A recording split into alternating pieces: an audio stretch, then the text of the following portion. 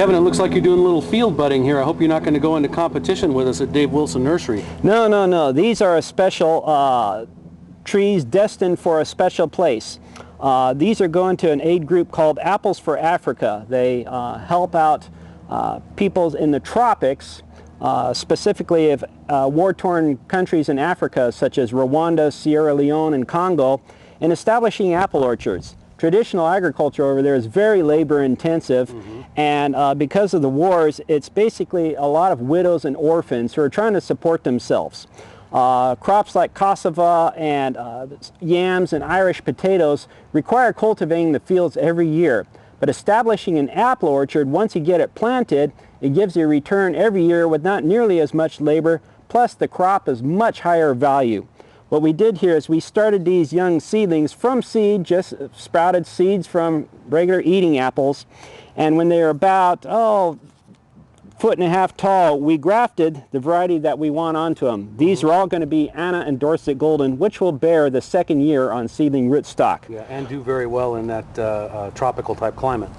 Because these are so small, we're able to cut off the tree right above the bud, dig them up, and store them in the refrigerator for a few weeks.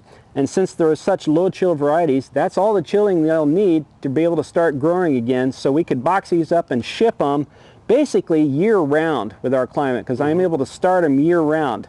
And so we're able to hit their beginning of their rainy season, which is the planting time for them, and be able to do that without having to worry about whether we're going to be able to get rootstock in or not from a commercial grower. Now, when Kevin and I first met, which probably goes back 7 or 8 years, Kevin called me on the phone and had an apple tree in Riverside that he wanted identified.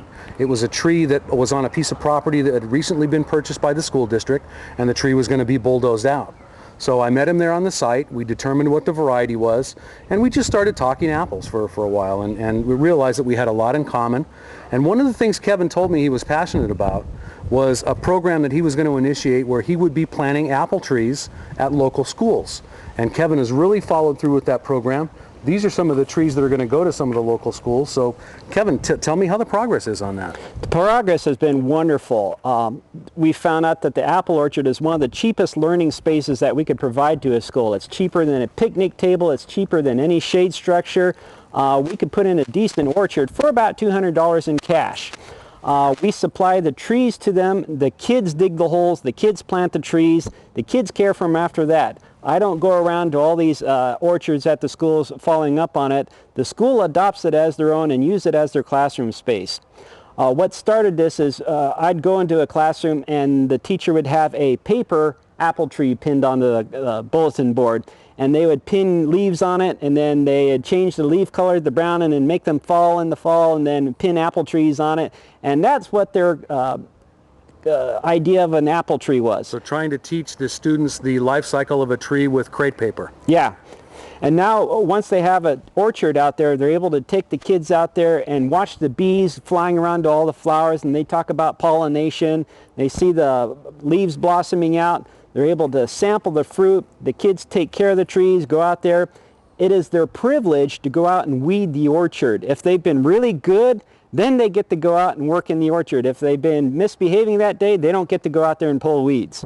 That's wonderful. So the kids get to learn about the life cycle of a tree. They get to plant it. They get to care for it. They get to watch it through its full year's worth of life cycle. How many trees have you planted now at the local schools? We probably have about 150 to 200 trees growing at different schools, scattered all around. And it's up to the school to decide how intensive they want to be. We'll have some schools with 1 or 2 trees. We'll have some schools with 50 to 70 trees.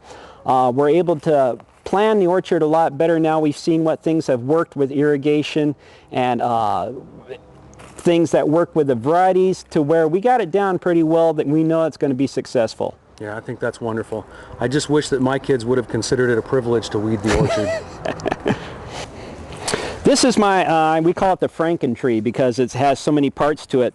A lot of times we'll go on a trip up in the mountains and we'll ask around for any old apple orchards, and a ranger or a four-wheel drive club will send us off into the forest, and we'll find an apple tree that's about this big around on the trunk, and we know it's like 100 years old. So we'll take a cutting off of that And since the cutting only lasts so long, it won't keep in the refrigerator more than a few weeks. Right. We graft it onto this tree until it grows out into a shoot. Then we'll take a cutting from that shoot and graft it onto rootstocks when they're available in the spring, and grow the tree out and see what variety it is. This is where we keep it for safekeeping. And since it's living, I could always come back and get more cuttings of it if I decide it's a variety I like. Yeah, absolutely. It looks like it probably has, what, about 20 varieties in it? Each one of these tags is a different variety. You see I grafted on here, and this little shoot is that variety growing up. Each one of these little grafts is that variety, and we'll take cuttings from these little shoots and graft it on in the new trees, and that's how we grow it out and see what variety it is, whether it's something worth keeping or if it's something that we already have. You see on this tree, we want to train this tree to have wide limb angles, wide crotch angles. That allows the limb to hold a big load of fruit. And when the tree is young, we put these clothespins on there right above a branch that's sprouting out, and that forces it to have a wide angle on it.